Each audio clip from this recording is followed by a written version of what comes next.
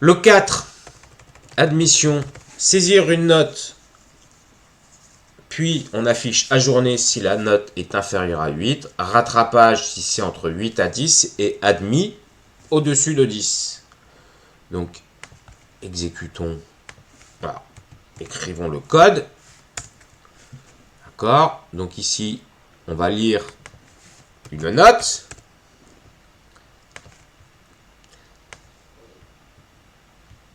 Si la note... Alors, qu'est-ce qu'il m'a fait là? Tac, note. Voilà. CTRL Z pour revenir en arrière. Hein. Par exemple, j'écris quelque chose. CTRL Z pour revenir en arrière. Et pour retourner encore dans l'autre sens, CTRL Y. Et je réaffiche que je viens de supprimer. Soit. Alors, ce qui nous intéresse là, c'est si note est inférieure à 8, on a dit. Strictement. D'accord. Si la note est inférieure à 8, ajourné. Donc, on affiche, dans ce cas-là, ajourné.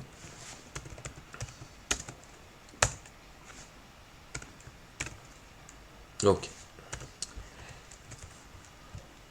Si la note est comprise entre 8 et 10, alors on pourrait se dire, là, donc il faut que la note soit supérieure ou égale à 8 et inférieure à 10. Mais si on pousse un peu la réflexion, ici, notre note, on teste si elle est inférieure à 8. C'est-à-dire que dans la clause else, ici, on sait que la note, déjà, n'est pas inférieure à 8, puisque sinon on aurait exécuté le bloc d'instruction correspondant au if et on serait sorti de la structure. Donc si j'écris ici if note inférieure à 10, donc si j'exécute ici le bloc d'instruction où j'affiche rattrapage, il y a un P en trop. Tac. OK. Là, alors, examinons un peu plus profondément. Exécutons. Ma note, par exemple, je saisis 6. Ma note est 6. Donc, j'arrive sur ma structure alternative. Ma condition est vraie. Donc, j'exécute système out println ajourné. J'affiche ajourné et je sors de ma structure ici. Puis, j'exécute ma dernière instruction et j'affiche fin. D'accord. Par contre, si ma condition est fausse, par exemple, note vaut 9. Ma condition est fausse ici. Donc, je vais tester le if du else. Je teste la condition que vous voyez en surligné. On a dit que, note est égal à 9, donc ma condition ici est vraie. Note est bien inférieure à 9. Donc, c'est-à-dire que j'exécute le bloc d'instruction là qui me permet d'afficher rattrapage. Dans le cas où ma première condition est fausse, c'est-à-dire que note n'est pas inférieure à 8, et ma deuxième condition est vraie, c'est-à-dire que note est inférieure à 10. Donc, je sais que note est compris entre 8 et 10 quand j'exécute ici rattrapage. D'accord? Puisque ma première condition est fausse. Si ma première condition n'est pas fausse, je ne vais pas tester ma deuxième condition. Donc, c'est un peu comme si, là, on exécute rattrapage. Si note est supérieure ou égale à 8 et note est inférieure à 10, dans ce cas-là, on exécute bien rattrapage. Par contre, si note n'est pas inférieure à 8 et note n'est pas inférieure à 10, on sait que note est supérieure à 10. Dans ce cas-là, on affiche admis. Donc, exécutons ce code. Donc, on va tester dans les différents cas. Par exemple, ici, si je saisis 6. Donc là, ajourné. Réexécutons pour tester. Si je saisis par exemple 9, j'ai bien rattrapage. Si je saisis 11, j'ai bien admis. Donc dans ce cas-là, mon programme fonctionne correctement. Donc exercice 5, structure alternative. Alors créons déjà une classe avec la méthode main. Je vais l'appeler principal exo 5. Je génère la méthode main, l'IDE plutôt. Ok. Donc de la même manière que l'exercice précédent, ici, on va avoir des intervalles de nombre de photocopies. Donc on aura une structure si le nombre de photocopies est inférieur ou égal à 30. Donc là, ça sera 50 francs pièce. Sinon, si le nombre de photocopies est inférieur à 60, 30 francs pièce. Sinon, si le nombre de photocopies est inférieur à 100, sinon, il vaudra 15 francs. C'est-à-dire que là, de la même manière que tout à l'heure, des intervalles, on va pouvoir les tester leur appartenance, simplement avec des conditions simples, puisque si le nombre de photocopies est inférieur ou égal à 30, 50 francs pièce. Sinon, si inférieur à 60, 30 francs pièce, c'est-à-dire que on aura 30 francs pièce par photocopie, donc, si le nombre de photocopies est bien compris entre 31 et 60, puisque on va tester cette condition, nombre de photocopies inférieur à 60, si la première condition est fausse, c'est-à-dire que le nombre de photocopies n'est pas inférieur ou égal à 30. Donc allons-y. De la même manière, on va demander à l'utilisateur de saisir un entier, qui est le nombre de photocopies. Alors, saisir un entier, saisir le nombre de photocopies.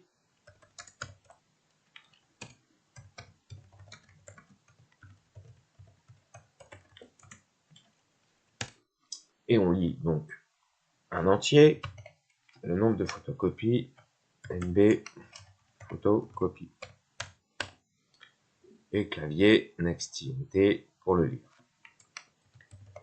Donc maintenant, on a la structure de contrôle, structure alternative. Si le nombre de photocopies, on a dit, est inférieur ou égal à 30. Dans ce cas-là, on va calculer le montant. Donc le montant, il faut qu'on déclare une variable que l'on va initialiser.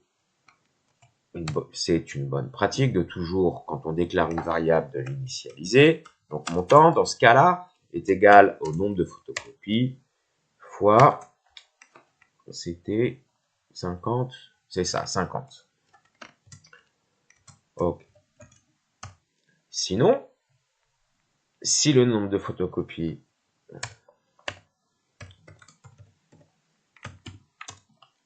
est inférieur ou égal, ici on avait pris 60, inférieur ou égal à 60, dans ce cas-là, le montant est égal au nombre de photocopies fois 30, me semble-t-il, c'est ça, 30. C'est-à-dire que si cette condition, la première, est fausse, donc le nombre de photocopies est obligatoirement supérieur à 30, et que ma deuxième condition ici est vraie, donc dans ce cas-là, on va exécuter le bloc que vous voyez surligné, c'est-à-dire que le nombre de photocopies est bien compris entre 31 et 60 compris, on respecte la consigne. Alors finissons les deux autres clauses de notre structure alternative. Donc si le nombre de photocopies maintenant est inférieur ou égal ici, donc à 100, c'est 20 francs. Donc le montant est égal au nombre de photocopies fois 20. Et donc si ma condition est encore fausse ici, c'est-à-dire que le nombre de photocopies est forcément supérieur à 100, donc le montant, c'est le nombre de photocopies fois 10, me semble-t-il. Est-ce que c'est ça? Non, 15. Respectons l'énoncé. Et donc, en sortie de structure de contrôle, je peux afficher le montant pour pouvoir tester. Donc, testons les différents cas.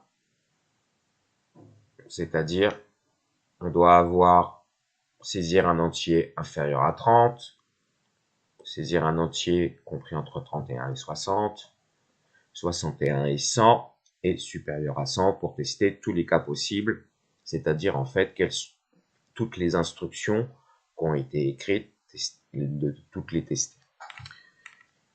Exécutons donc notre code. On va dire qu'on a 10 photocopies dans un premier temps. Ça fait bien 500. On réexécute. Là, on va avoir 80 photocopies. Donc, 80 photocopies. On est bien ici à compris, je retourne, j'ai sauté un cas, donc on a dit 10 dans un premier temps. Ok, 500. Après, on va dire 50. Donc là, on est bien dans la deuxième clause. Donc, 50 fois 30, 1500. On continue. Là, on doit avoir inférieur à 100, donc on va dire et supérieur à 60. On va dire 80 dans ce cas-là. On est bien à 1500 fois 20. Et donc, après, on va mettre 200 pour aller dans la dernière clause. Else. Et ça nous donne bien 200 fois 15, 3000. Passons à l'exercice suivant. Le 6. Écrire un programme qui indique si une année est bissextile ou non. Donc, on va lire l'année à partir du clavier. Et l'année, c'est un entier. Donc, on va créer dans un premier temps principal exo6. Ok, je fais un peu de ménage. Et ici, saisir l'année. On lit un entier à partir du clavier. À partir du clavier, afficher le message l'année bissextile ou pas bissextile. Pour information, depuis l'ajustement. Alors, les années sont bissextiles quand elles sont divisibles soit par 4 et non divisibles par 100, soit par 400. D'accord. Donc, divisible par 4, c'est-à-dire qu'il reste 0. Donc, si on fait... Alors, modulo, je vous rappelle que modulo, c'est le reste de la division entière. 6 modulo 2, ça veut dire que 6 divisé par 2 donne 3, il reste 0. Donc, le reste de la division entière, 6 modulo 2, c'est-à-dire, est 0. 7 modulo 2. Dans ce cas-là, 7 divisé par 2 donne 3, il reste 1. Donc 7 modulo 2 est égal à 1. Donc de la même manière, ici, si année, donc modulo, le modulo c'est le signe pourcent. Donc modulo 4 pour notre première division. Donc modulo 4.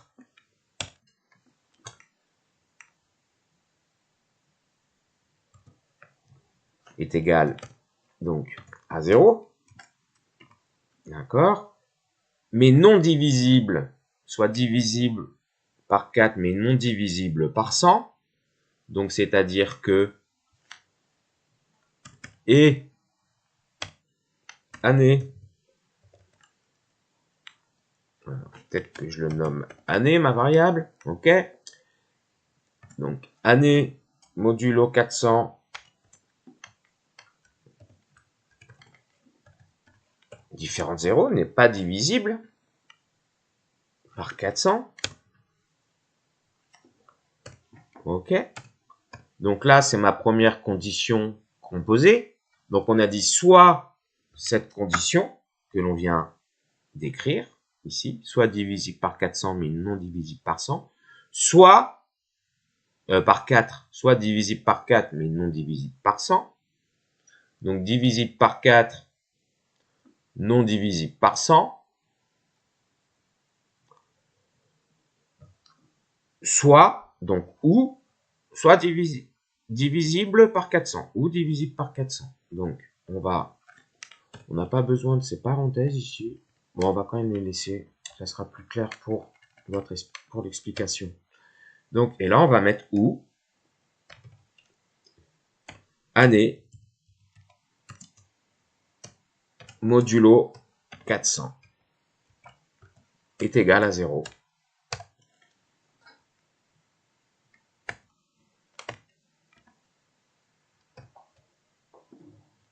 Alors, tac, tac. Voilà. On va quand même la mettre comme ça. Alors, là, regardez avec l'IDE, il nous entoure les parenthèses entre elles. Donc ici, on va ajouter une parenthèse et encore une autre pour la totalité de ma condition composée. Ok. Et donc là, on affiche que l'année est bissextile.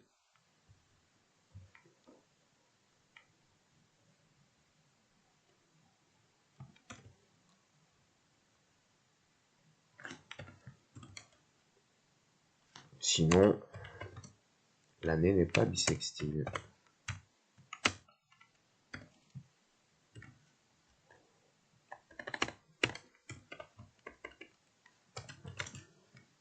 Ok. Pourquoi il nous met une erreur ici? D'accord. Donc là, on va bien là. Là, c'est là. D'accord. Il y en a une en trop ici. Ok. Donc testons. Année 2000.